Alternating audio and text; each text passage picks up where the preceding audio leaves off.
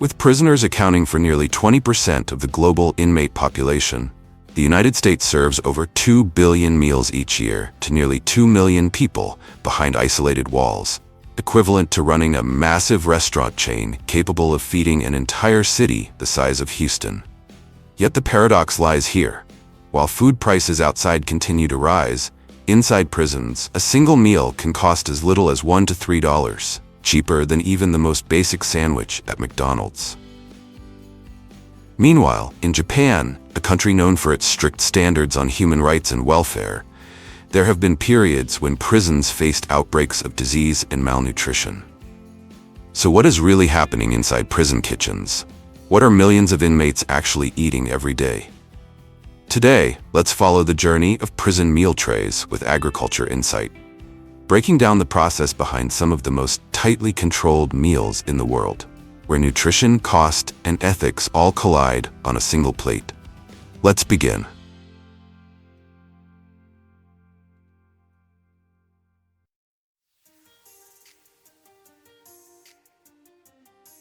Deeper inside the heart of the island lies the central kitchen, where one of the most intense food logistics systems in the United States operates.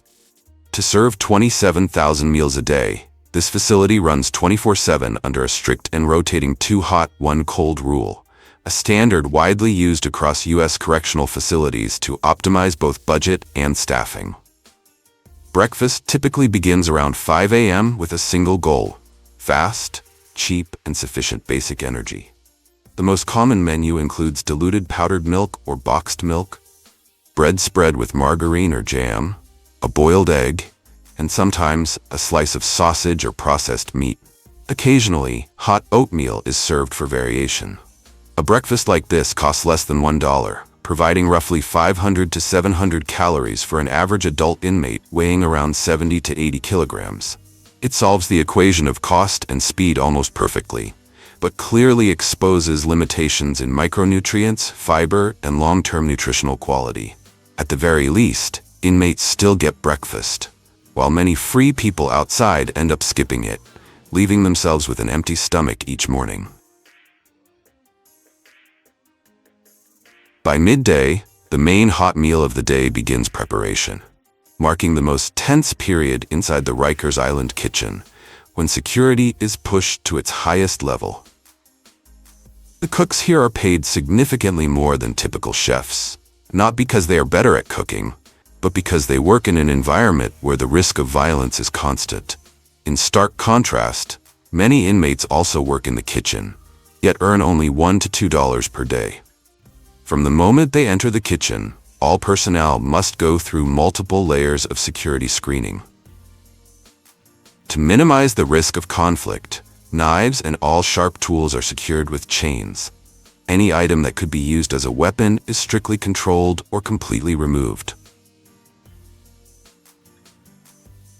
Each day, the facility consumes large quantities of meat, such as beef, pork, and chicken.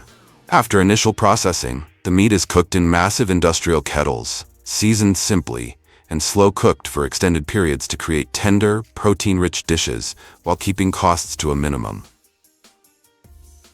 Vegetables such as cabbage and carrots are either boiled or quickly stir-fried to provide fiber, while maintaining a soft texture suitable for portioning.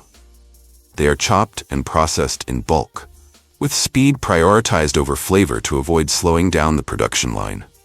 Meanwhile, canned beans appear frequently as a cheap, stable source of plant-based protein that requires little to no preparation.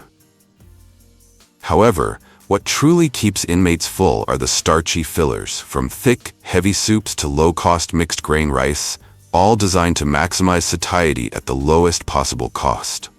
These dishes are typically prepared in large volumes with dense, easy-to-digest textures that quickly fill the stomach, even if their overall nutritional value remains limited. Once prepared, the food is portioned into standardized trays with fixed quantities, then quickly loaded onto carts and distributed to the dining areas. The entire process follows a strict schedule, ensuring tens of thousands of meals are delivered to the right place at the right time without disrupting security operations. In the communal dining halls, inmates eat in groups under close supervision, while only a limited number of special cases are allowed to receive individual meals inside their cells. Despite operating under the 2 hot, 1 cold system, dinner at Rikers Island can sometimes consist of nothing more than a simple sandwich with processed meat or peanut butter, purely to cut costs. Each year, Rikers Island consumes billions of dollars in budget, with the majority allocated to staffing and security. According to many former inmates, the food here is just enough to survive, not to be enjoyed. And instant ramen inside prison can even become a form of underground currency, sometimes more valuable than cash.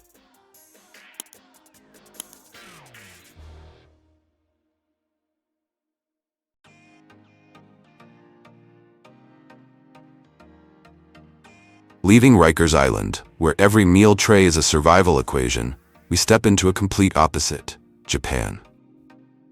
Once marked by severe post-war shortages, Japan's prison system has now fully reversed course, with around 50,000 inmates managed under strict discipline and a strong emphasis on welfare. Unlike in the United States, where prison meals are built simply to sustain, in Japan, each tray is part of the rehabilitation process. Don't look away, because the cleanliness, precision, and discipline in every step of preparation here might just make you want to try a meal yourself, if you ever had the chance. This massive operation does not begin in the kitchen, but with an extremely rigorous selection process. In facilities such as Sapporo Prison, only around 30 of the best-behaved inmates are entrusted with preparing more than 1,000 meals each day. To have breakfast ready at exactly 7 a.m., the kitchen team must wake at dawn and perform a mandatory ritual, morning exercise. This is not just a physical warm-up, but a way to synchronize rhythm and bring the entire team into a state of strict discipline and absolute focus before entering the kitchen. Before entering, all personnel must go through strict inspections, from uniforms and personal hygiene to checks of any items they carry, eliminating any risk of contraband. Once inside, every action is standardized under strict regulations, from where to stand, how to handle ingredients, to how to move within the space. The first items on the menu in Japanese prisons are typically soups, such as miso soup, egg soup, or simple vegetable soup. With basic ingredients and low cost, these dishes still deliver a light, balanced flavor suitable for large-scale preparation. The process begins by filling large-capacity industrial kettles with water, bringing it to a boil, and adding dashi stock or base seasonings. Depending on the dish, miso is dissolved, beaten eggs are slowly poured in, or vegetables are added and simmered until soft. Everything is stirred evenly and kept at a stable temperature before being portioned out simultaneously. To diversify meals while keeping costs to a minimum, stir-fried vegetables combined with meat are an essential part of the menu. Almost every day, large-scale woks operate continuously to ensure a stable food supply for thousands of portions. This dish is not only easy to prepare, but also highly flexible in ingredients. With a mix of cabbage, carrots, mushrooms, bean sprouts, and minced meat, it balances cost efficiency with basic nutritional value, allowing prisons to maintain variety while serving large volumes in a short time. All ingredients, both vegetables and meat, are pre-processed and cut into uniform sizes before cooking. Cooking oil is poured into large, deep industrial woks and heated before the meat is added and continuously stirred for about 10 minutes, allowing each piece to cook evenly, separate properly, and avoid clumping. Next, the vegetables are added and continuously stirred using large paddles to ensure even cooking. A measured amount of seasoning is then introduced, and within minutes, a batch large enough to feed an entire unit is completed, fast, efficient, and precise at every step. And now comes the most essential dish in any Asian meal, especially in Japanese prison rations, rice. But unlike regular white rice, Prison meals in Japan often use a mix of rice and barley, known as mugi gohan, a choice that reduces cost while adding fiber and helping inmates feel full for longer. The process begins by mixing rice with barley at a fixed ratio, then adding a precisely measured amount of water into large-capacity industrial cookers. After about 30 to 40 minutes, the rice is cooked in uniform batches. The cooks then transfer each batch into large trays and quickly fluff it to prevent clumping, ensuring the grains remain separate and easy to portion. A portion of the rice is set aside for food safety inspection. Once it meets the standard, the rice is weighed and divided under strict measurements. With the help of electronic scales, each inmate receives only about 200 to 250 grams per serving, ensuring consistency, accuracy, and strict adherence to regulations. Despite an extremely limited food budget, around 3.4 USD for all 3 meals per day, significantly lower than in the United States, special occasions such as Lunar New Year or Christmas bring a different experience. During these times, inmates are served upgraded meals that may include crispy fried chicken wings, deep-fried dishes, or snacks like cream puffs and wagashi. These sweets act as a form of psychological support, helping inmates maintain a connection to cultural traditions and easing the sense of isolation from society. Once everything is complete, the final stage, distribution, unfolds like a military drill. Compartmentalized trays are rapidly filled with precisely measured portions, accurate down to each gram. Every movement is sharp, synchronized, leaving no room for error. At around 10 a.m. and 3 p.m., correctional officers personally taste the food before authorizing its release. Carts are then rolled out in orderly lines, while all personnel must pass through security checks and metal detectors to ensure that no tools leave the kitchen.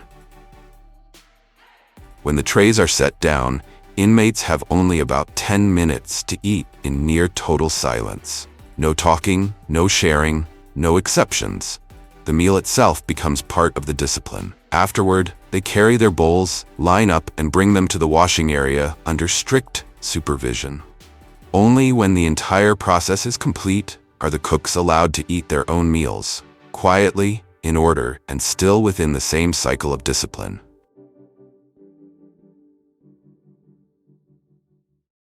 Before the ship even leaves port, a massive resupply operation has already taken place in silence. Within just a few hours, hundreds of tons of food are loaded on board, from meat and seafood to fresh produce and tens of thousands of loaves of bread. On megaships spanning up to 24,000 square meters, this means everything must be calculated with near-perfect accuracy from the very beginning. There's no supermarket in the middle of the ocean, no option to order more when supplies run low.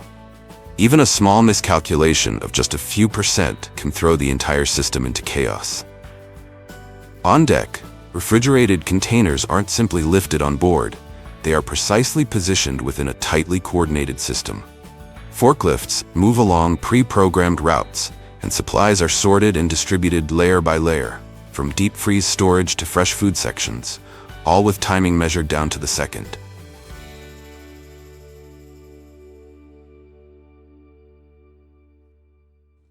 Many people think a cruise ship only has a single restaurant, but in reality, it's an entire culinary city with dozens, even hundreds of options, representing cuisines from Asia to Europe. And in the first part of this journey, we step into the busiest place of all, the breakfast buffet, where over 6,000 passengers can dine within just a few hours each morning. Right behind the serving area, everything begins with near-perfect precision. Fruits like pineapple, watermelon, and apples are washed, cut, and rapidly chilled, ready to become perfectly portioned servings down to the gram. Leafy greens are carefully cleaned and sanitized, because even the smallest mistake could affect a system serving thousands of people. Then, the live kitchen starts its performance.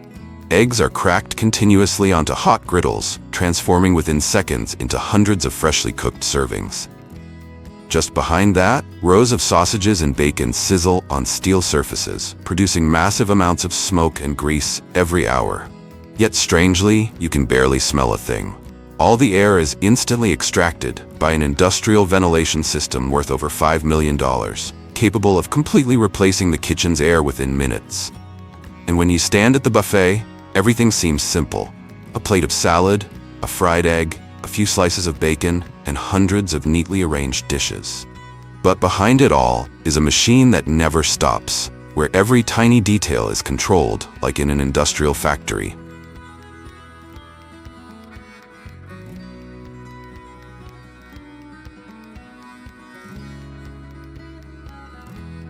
Beyond the buffet, luxury cruise ships always feature a space that has become truly iconic, the steakhouse, where chefs showcase their craftsmanship while also generating some of the highest revenue on board.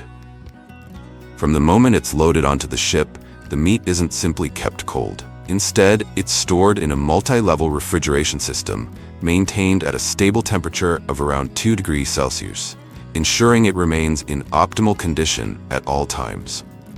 The thawing process is tightly controlled, fast enough to keep up with the continuous pace of operations, yet precise enough to preserve the integrity of the meat's fibers. Seasoning is kept minimal to retain the meat's natural flavor, while also ensuring consistency across thousands of servings, a defining standard of a high-end steakhouse at sea. From there, the meat enters the cooking stage, where industrial-grade ovens at temperatures of up to 400 degrees Celsius quickly create a beautifully seared crust on the outside, while locking in tenderness and natural juices inside. When sliced open, the steak reveals a perfect medium or medium-rare center, a clear reflection of precision and excellence in every single plate.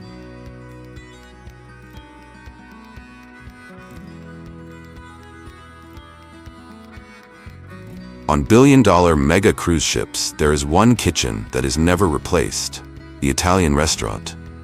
Not because it serves the best cuisine in the world, but because it's the least disliked. When a single pizza can satisfy up to 95% of passengers, and pasta becomes an almost universally safe choice. Unlike any kitchen on land, cooking pasta at sea begins with a familiar step, but executed very differently. The pasta is cooked slightly beyond the usual standard, not to improve taste, but to stabilize its structure, prevent breakage, and reduce microbial risk when it needs to be held hot for hours. At the same time, sauces are not made by instinct, but measured down to the gram.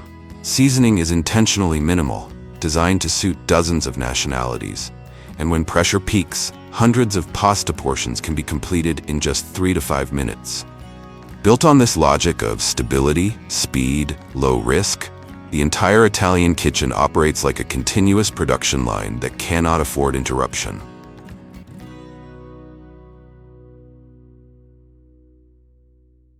From there, pizza becomes the next critical link, and a system that never sleeps. Even at 2 or 3 a.m., when the decks fall silent, the ovens remain blazing. On these mega ships, as many as 2,000 to 5,000 pizzas can be produced each day, more than many large pizzerias on land. There is no such thing as frozen and reheated. The dough is proofed and tempered according to the ship's operational rhythm, then hand-stretched in seconds to form a stable, air-retaining crust, because even this variation can affect texture when the ship subtly shifts with the waves. Sauce, cheese, and toppings are portioned with near-perfect precision, ensuring every pizza comes out identical, whether you're in the middle of the Atlantic or the Pacific. Finally, the pizzas are fired in high-temperature ovens, where in just a few minutes, each one emerges hot, fragrant, and ready to be served.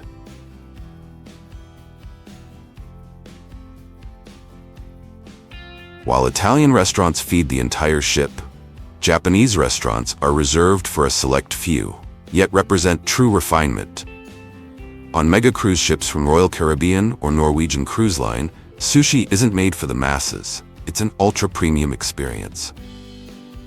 Unlike any restaurant on land, the journey of a piece of sushi at sea begins with deep freezing, followed by carefully controlled thawing, typically at temperatures between 9 to 20 degrees Celsius and minus 35 degrees Celsius, to eliminate parasite risks. But that's only the foundation. When salmon, tuna, or mackerel are brought out for preparation, the process becomes truly exacting. Each fillet is deboned, skinned, trimmed of oxidized parts, and inspected for elasticity and color with near-perfect precision. Salmon must retain its smooth, glossy fat layers. Tuna requires a clean, vibrant red without dark spots. Mackerel must be processed quickly to prevent any change in aroma. This entire process takes place within a strict temperature zone of around 0 to 4 degrees Celsius, where the fish maintains its ideal structure without crossing into unsafe conditions.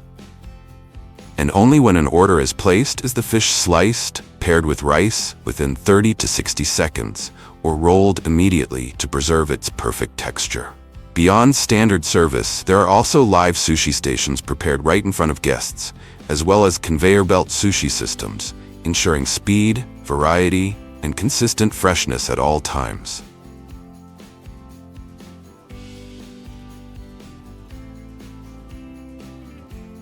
In contrast to the quiet precision and near-total silence of the Japanese restaurant, on the very same ship exists a completely opposite world, the Korean restaurant, the loudest place on board. Here, you might not dine alone, but be seated with strangers, grouped together, to start the experience with games, laughter, and a resounding gunbae, cheers, echoing like the button that kicks off the entire feast. But before the laughter and the aroma of grilled meat fill the air, everything begins behind the kitchen doors, where every detail is standardized with near-perfect precision. The meat used for Korean barbecue, typically pork belly or beef short ribs, is selected for its balanced fat-to-lean ratio, then sliced to a thickness of around 3 to 5 millimeters, thin enough to cook quickly, yet thick enough to remain juicy on the grill. Few would believe you could grill meat in the middle of the ocean without turning the entire ship into a smoke chamber, but it's been engineered to perfection. At the table, each seat becomes a mini grill station, equipped with a powerful built-in ventilation system and heat control, stabilized at around 220 degrees Celsius. The moment the meat hits the grill, it sizzles instantly. Fat renders and coats the surface, while smoke is extracted almost immediately. You see the flames, hear the grilling, yet you're sitting inside a system so precisely designed that you can finish your meal without carrying the smell of smoke at all. And the experience doesn't stop at barbecue. It expands into a cascade of dishes that make it impossible to put your chopsticks down. Korean fried chicken is coated in multiple layers of batter, fried at 170 to 180 degrees until the crust shatters with crispiness, then glazed with glossy sweet spicy gochujang sauce or honey garlic. Japchae is stir-fried quickly over high heat, the glass noodles turning translucent, chewy, and lightly coated in sesame oil. And kimbap follows a clean, efficient process. Fluffy rice, thin sheets of seaweed, neatly layered fillings tightly rolled, then sliced into perfectly even rounds that already look authentic at first glance.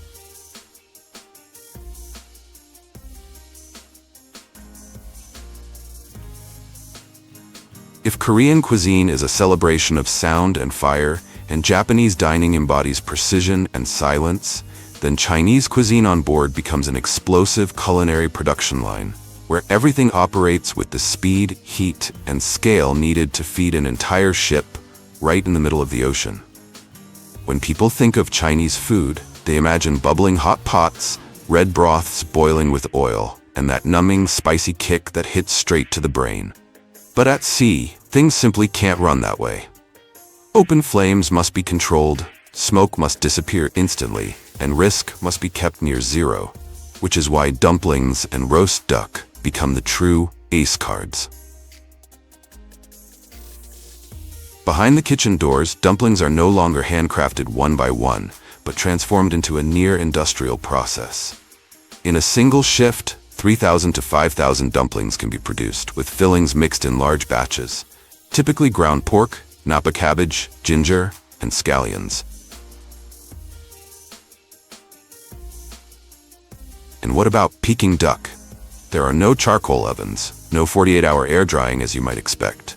Instead, sealed ovens precisely control temperature and humidity, usually around 200 to 230 degrees Celsius, allowing the skin to stay crisp and the meat succulent, while the entire process is tamed to suit a constantly moving ship.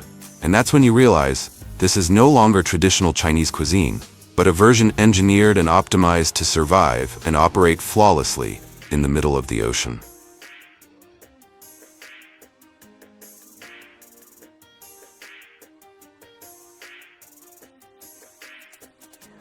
Finally, we arrive at the pastry and ice cream kitchen, where sweetness is run like a massive production line. Each day, the bakery produces up to 2,000 to 3,000 loaves of bread. Hundreds of kilograms of dough are mixed, and thousands of eggs are whipped to create everything from simple pastries to premium desserts. Every step is tightly controlled to ensure consistent texture, flavor, and quality. Even as the ship moves, fruit desserts are prepared in continuous batches using strawberries, grapes, oranges, and more. Always timed to maintain freshness without interruption. And then there's the ice cream, always ready, almost non-stop. Produced in high-capacity systems and stored under strict temperature control, it's served nearly 24/7. Behind every scoop is a carefully calibrated process to keep the texture smooth and stable. On a cruise ship, sweetness isn't just dessert. It's a fully engineered system, one that, just like everything else on board, never stops.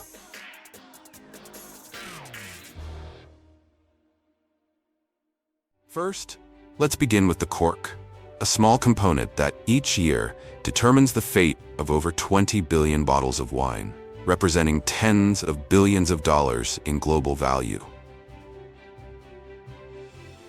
In Portugal's Montado, the ecosystem that supplies more than 50% of the world's production, 730,000 hectares of cork oak forests are not just a raw material source, but a nationally protected heritage, regulated with a level of strictness comparable to port wine.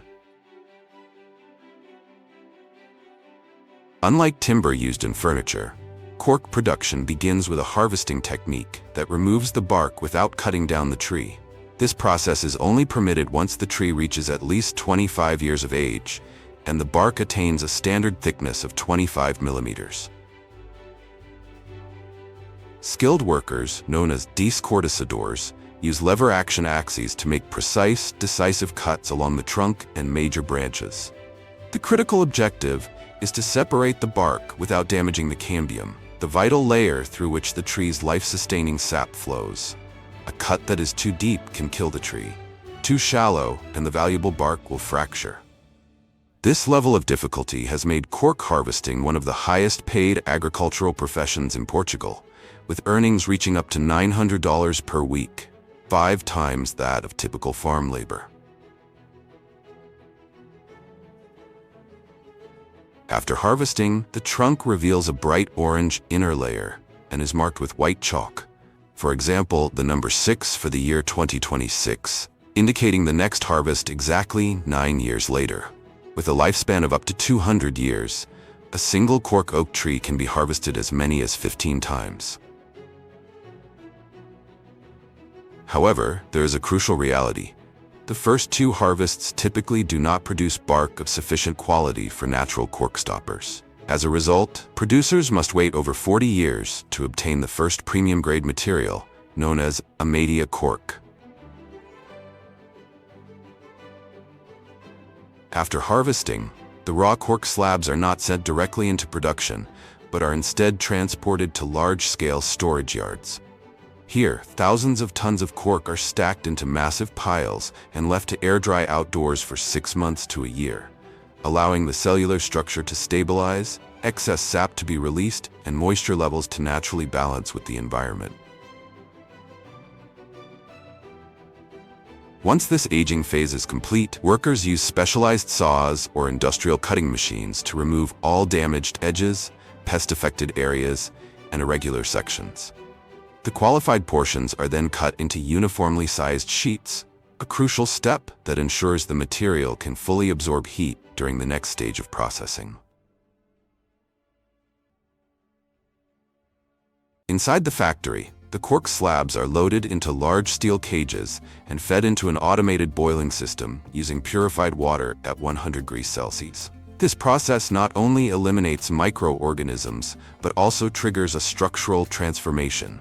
The high temperature expands the air pockets within the cork, increasing its volume by around 20% and turning the initially rigid material into something as flexible as leather. Immediately after leaving the boiling tanks, the hot slabs are transferred directly into pressing machines to remove any natural warping. The result is perfectly flattened sheets with exceptionally high elasticity, ready for the next stage of cork punching with near-perfect mechanical precision. Once the optimal moisture level is reached, the cork sheets are cut into strips with widths matching the length of the final stoppers. Skilled workers then use punching machines to drill directly into the grain, producing natural cork stoppers, the most premium segment, reserved for high-end wines due to their uniform cell structure. With the assistance of these machines, a single worker can accurately produce between 10,000 and 20,000 cork stoppers per day. At Amarum, the world's largest cork producer, output can reach up to 22 million stoppers per day.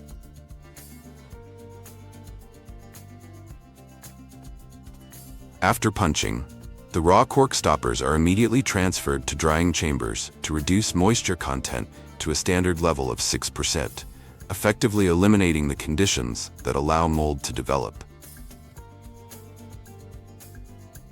They are then processed through centrifugal polishing systems, which smooth the surface and remove any rough imperfections to ensure a perfectly refined finish when in contact with the bottleneck. This stage concludes with sterilization using steam or ozone, completely eliminating TCA compounds, the primary cause of the musty off odors commonly found in low-quality corks.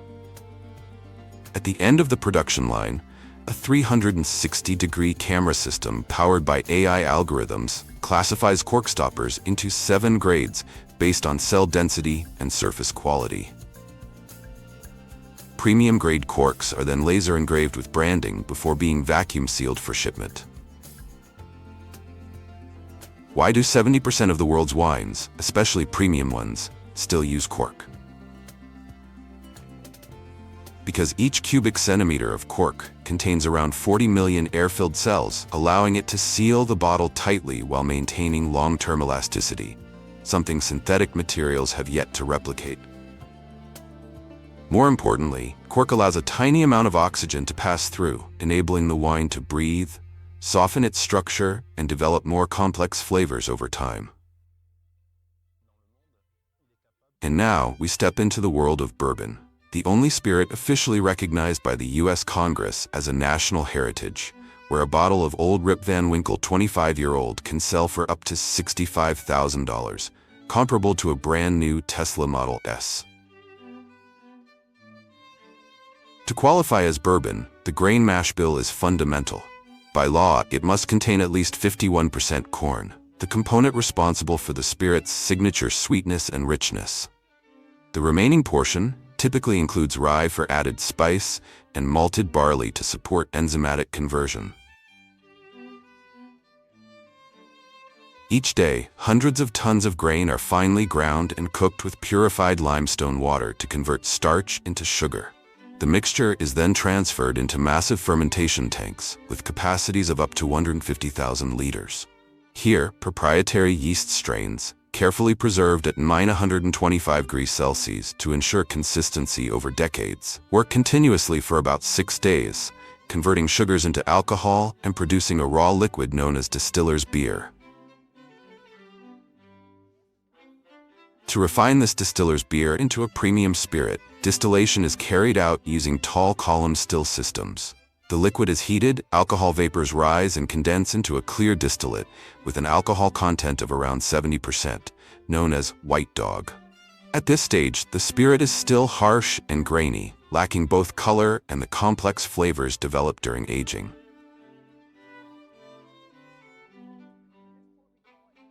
From this point on, millions of charred new American white oak fibers begin to play a critical role, acting as a natural chemical reactor that shapes the spirit's identity. As the clear distillate fills the barrel, temperature fluctuations inside 7-story rickhouses trigger a high-pressure extraction cycle. The wood expands and contracts continuously, forcing the liquid through a 4-millimeter layer of activated char to dissolve lignin and vanillin, then drawing it back in, carrying with it the amber color and up to 70% of the spirit's flavor profile. So what would happen if distillers replaced new oak barrels with cheaper materials to cut costs? In reality, without this intense interaction with fresh oak, bourbon would remain a harsh, colorless spirit, lacking depth and character. More importantly, failing to comply with oak barrel regulations wouldn't just erase its identity, it would also violate strict legal standards for the bourbon label, a protected heritage, much like how the French safeguard the champagne industry. Leaving Kentucky for Tennessee, we encounter an even more intricate process at the distillery of Jack Daniel's. It's hard to believe that this world-famous whiskey is produced in a town where its sale is technically illegal. Yet that hasn't stopped more than 150 million bottles from being shipped each year to over 170 countries. In fact, its iconic square bottle alone is enough for instant recognition, even without the label. To create its signature smooth character, Jack Daniel's processes around 450,000 kilograms of grain each day, using a precise mash bill of 80% corn for sweetness, 12% malted barley, and 8% rye for a subtle spicy finish. The grains are finely ground and cooked with iron-free limestone spring water, activating enzymes from the malt to convert starch into sugar. The mixture is then transferred into massive fermentation tanks, where proprietary yeast strains, carefully preserved since the Prohibition era, transform the sugars into a rich distiller's beer. After distillation, the resulting spirit is a clear liquid at around 70% alcohol, known as green whiskey. At this stage, it remains harsh and intense. To transform it into a premium whiskey, Jack Daniel's uses a proprietary method developed over 150 years ago, known as the Lincoln County process. First, sugar maple wood is harvested in the fall, air-dried for 12 months, and then burned using high-proof whiskey to produce pure charcoal. The green whiskey is then slowly filtered through more than 3-meter-deep charcoal vats, taking up to 10 days for each drop to pass through. This slow filtration acts as a natural chemical filter, removing harsh impurities while imparting a smoother character with subtle smoky notes. A defining step that distinguishes Tennessee whiskey from conventional bourbon. At the final stage, the spirit is filled into new, charred American white oak barrels, where the inner layer has been caramelized to unlock the wood's natural sugars. Every hour, around 500 barrels are filled, beginning a minimum 4-year aging journey across 74 massive rickhouses. At Jack Daniel's, barrel placement is a key factor in determining product value. Barrels stored on the upper floors are exposed to the most extreme temperature fluctuations. The wood breathes more intensely, pushing the spirit deeper into the oak, resulting in a richer flavor profile and the highest market value. After at least 4 years in these premium positions, only barrels that pass the rigorous evaluation of the master distiller are selected for bottling. At this stage, iron-free limestone spring water is precisely added to reduce the alcohol content to 47%, a golden level that maximizes the release of ester and vanillin compounds, helping make Jack Daniel's one of the fastest-selling American whiskeys, with an average of 5 bottles consumed every second worldwide.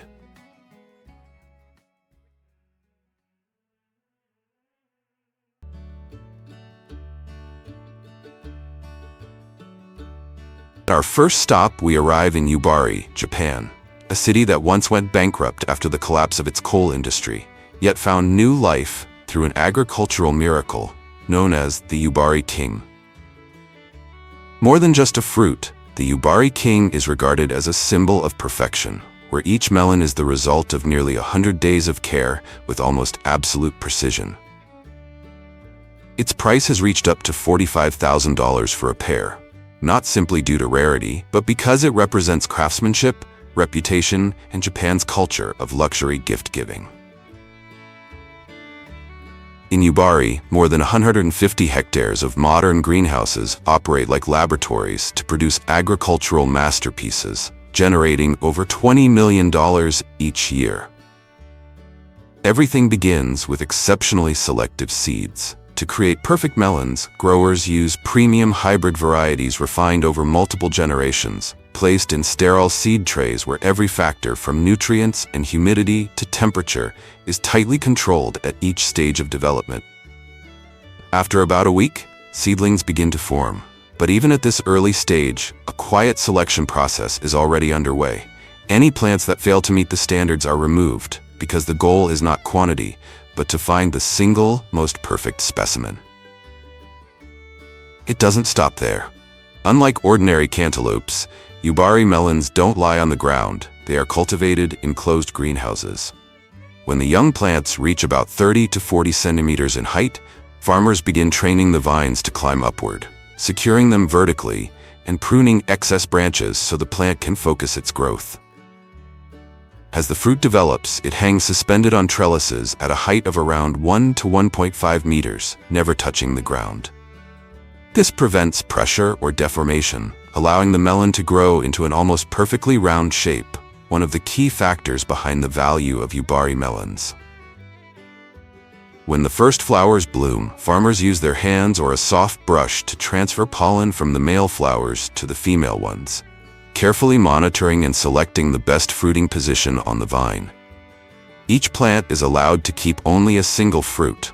All others are removed to concentrate nutrients on nurturing one perfect candidate, worthy of the title King of Japanese Melons. Over the next 60-80 days, the melons are almost entirely hand-cared for. Farmers gently rotate and massage the fruit daily, adjust its exposure to light, clean the rind, and inspect each raised net pattern to achieve an almost perfectly spherical shape. In the final stage of development, each melon is also fitted with a special paper cap to prevent sunburn and maintain an even color before harvest.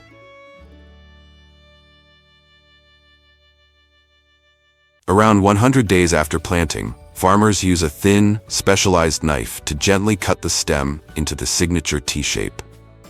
The melons are then left hanging briefly before being collected in batches. The entire process is carried out with extreme care and precision to avoid any impact, as even the slightest force can affect the fruit's quality and value. However, the journey of the melon doesn't end there. With a texture almost as soft as cream, Yubari King cannot be transported like ordinary melons. Even the slightest vibration must be carefully controlled to preserve the quality of its flesh. Each melon is handled with exceptional care. Wrapped in soft protective paper, placed in an individual cushioned box, labeled with a certificate of origin, and then packed according to strict standards to prevent any movement during transit. Every detail of the packaging is designed to maintain the fruit's perfect condition from the moment it leaves the greenhouse to when it reaches the buyer. The finest specimens are then brought to the season's first auction, a symbolic local ritual, much like the opening tuna auction at Toyosu Market. As one of the most expensive fruits in the world, the flavor of Yubari melon is truly exceptional, smooth and velvety, almost melting the moment it touches the tongue. Its sweetness is delicate yet deep, spreading slowly and accompanied by a refined aroma reminiscent of cream and honey, a sensation rarely found in any other melon. Rather than being eaten like ordinary fruit, Yubari melons are typically sliced thinly, much like Wagyu, turning the experience into a ritual rather than a simple meal. In some high-end menus, they are even paired with caviar or used in premium desserts, such as mousse and millefeuille, where their sweetness is elevated into a sophisticated culinary experience.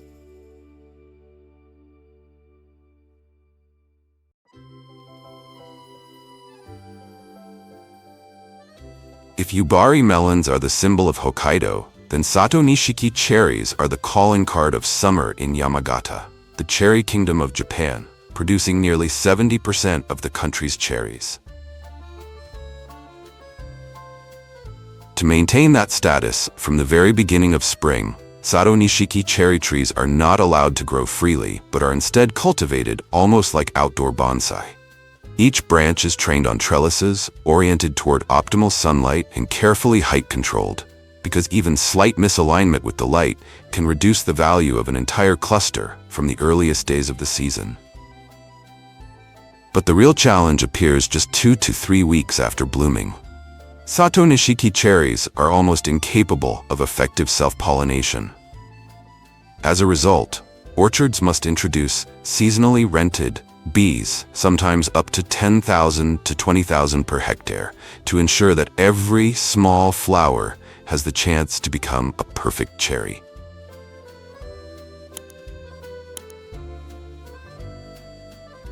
And when harvest season arrives around June each year, while many cherry orchards in the United States use powerful trunk-shaking machines to harvest entire crops within minutes, Sato Nishiki orchards still rely entirely on hand-picking over the course of several weeks. Not due to a lack of technology, but because the cherry stems are so delicate that even the slightest force can immediately affect the fruit's quality.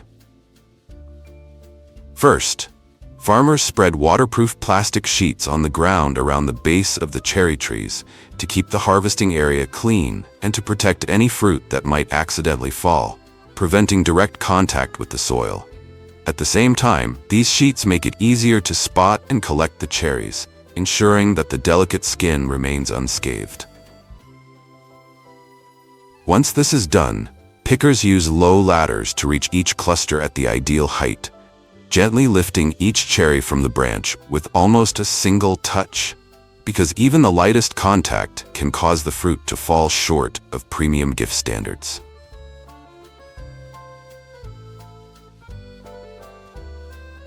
The moment it leaves the branch, the journey of a luxury known as Sato Nishiki cherries truly begins. Each fruit is placed into grading molds, inspected for color, size, and gloss, then arranged into individual slots in trays before being boxed, a process that resembles packaging high-end watches more than handling fruit.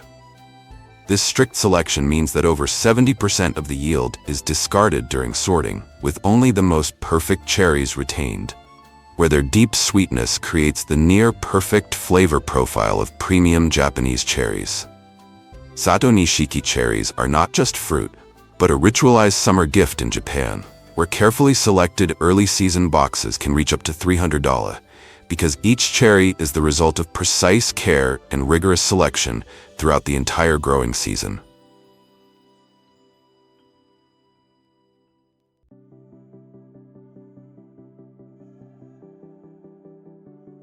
Leaving the durian orchards of Thailand behind, we arrive at Oishi Strawberry Farms in the heart of New York, home to some of the most expensive strawberries in the United States. For most of agricultural history, strawberries have always been a story of soil, rain, and bees. But at Oishi Farms, that story has been completely rewritten. Here, strawberries don't grow in soil. They grow in multi-layered vertical indoor farms that operate more like semiconductor factories. No rain, no pests, no contaminated soil, and no need for bees. Pollination is carried out by robots, precise and consistent, like a semiconductor production line. Temperature, humidity, and lighting are controlled hour by hour, simulating ideal growing conditions that nature can rarely maintain consistently. Beyond that, rotating growing racks, integrated with LED lighting, operate 24/7. Continuously adjusting so that each plant receives the same optimal amount of light. But the most impressive moment comes in winter, when robots begin the harvest. They don't see through human intuition, they read the plants through data. The machines move along rails between the strawberry rows at a steady speed to avoid vibration. Computer vision cameras scan each cluster, analyzing color, gloss, and size to identify perfectly ripe fruit with over 90% accuracy.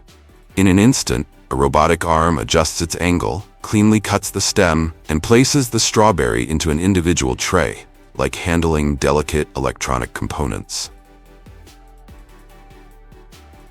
After harvesting, Each strawberry is transferred to a quality-controlled packaging area, where even the smallest imperfections are removed. The result is glossy red fruit with an intense aroma, deep sweetness, and a juiciness far beyond ordinary strawberries, almost melting the moment it touches the tongue. So what makes Oishi strawberries so much more expensive than regular ones? It's not just the technology, but the cost of maintaining a perfect ecosystem in the heart of expensive New York. From the energy required for LED systems and environmental control to the machinery, operations, and extremely low yield, each strawberry is the product of cost, time, and near-perfect precision.